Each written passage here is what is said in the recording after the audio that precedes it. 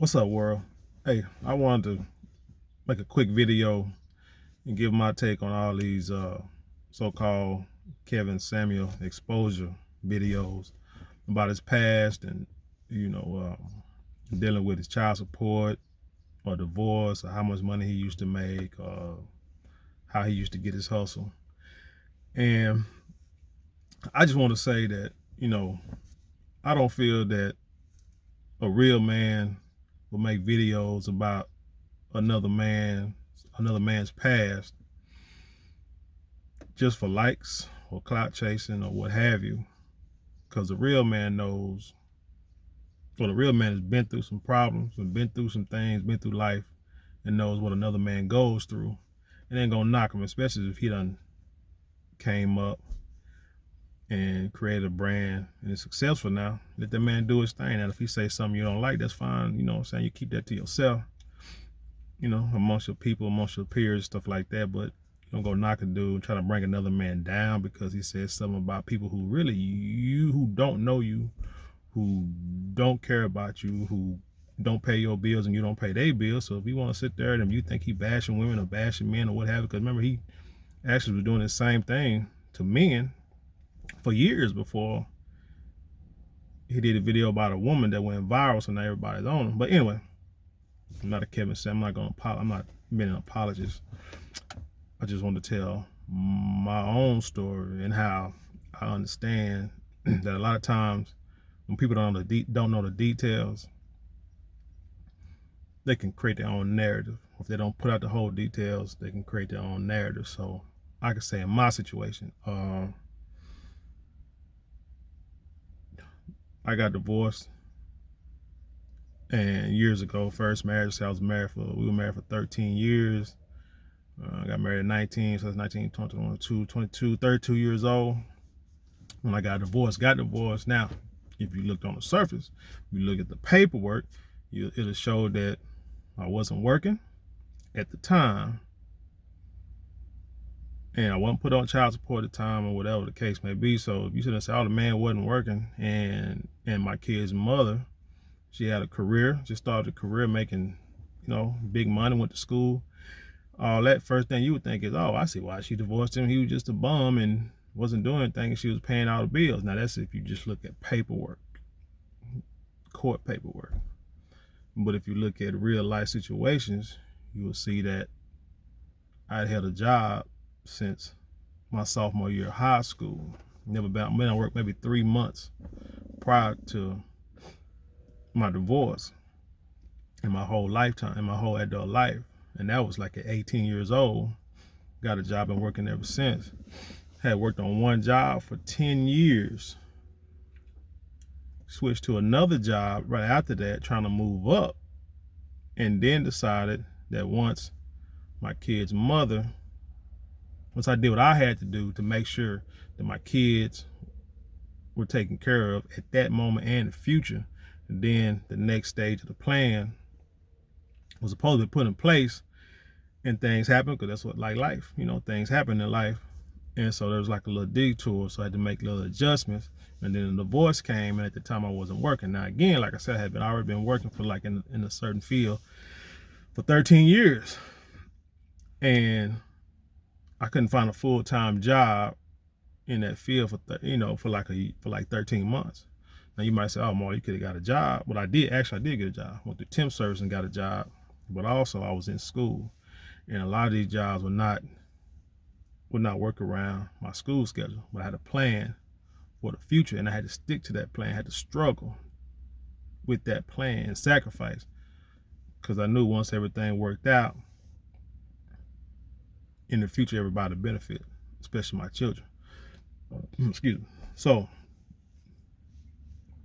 like I say, if you just look at the paperwork on the surface, weren't making that much money, but yet their mother's making all the money. But before that, I was supporting the family.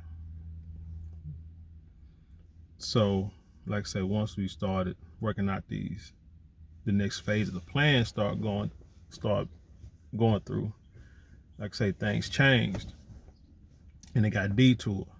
So now I'm divorced, not working full time, working at these part time or these temp service jobs looking for full-time work, mind you. Nobody hired me. Didn't realize why until in an interview, the supervisor was telling me the reason why you're probably not getting the job is because jobs are probably asking, why we hire you? You're going to start making less than what you were making, what you left at. And if we hire him, how we know you're going to stay making less money? And I'm like, look, and I told him, I don't have a job.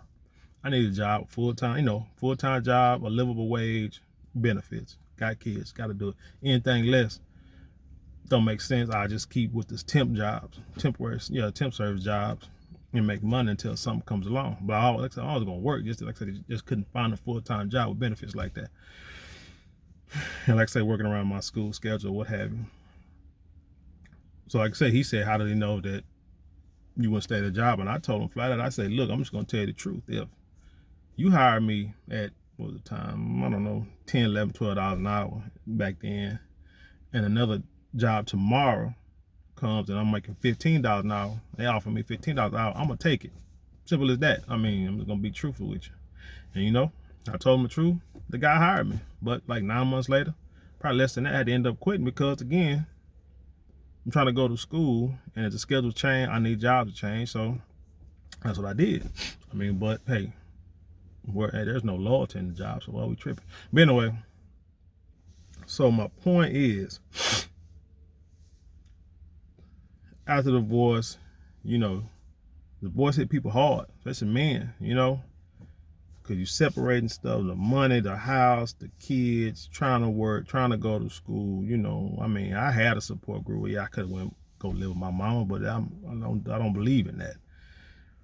I didn't believe in that. I'm gonna take care of myself. I create this situation, I'm gonna take care of it, and it's gonna come out better. Anyway, long story short, like I said, in the end, finally finished school after years. Got a career now. I make low six figures in my field, and I also got, do like other businesses, and I'm trying to build to make more money. I'm trying to build for myself. So, I mean, now I'm looking good.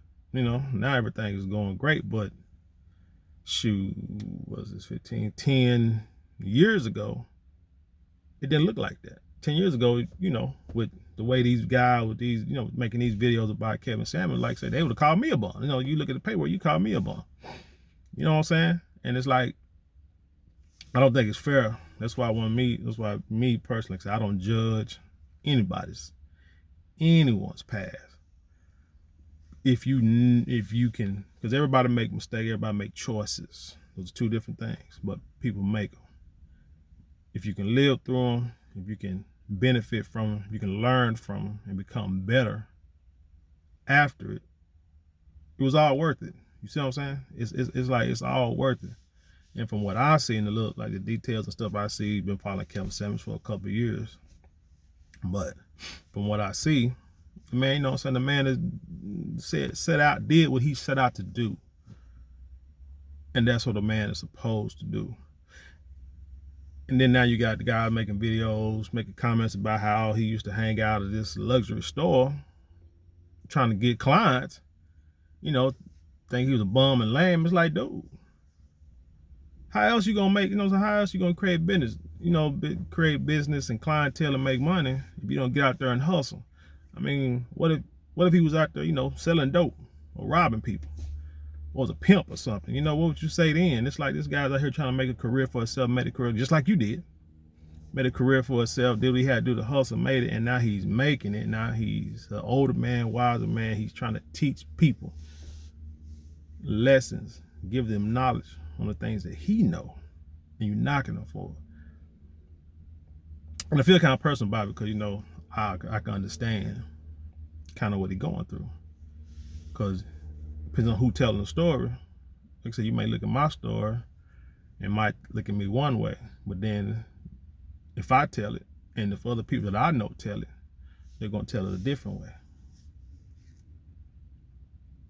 And so that's why it's like, that would say it's three sides to every story, yours, theirs, and the truth. So like I said, I don't trip, you know. So anyway, that's my story.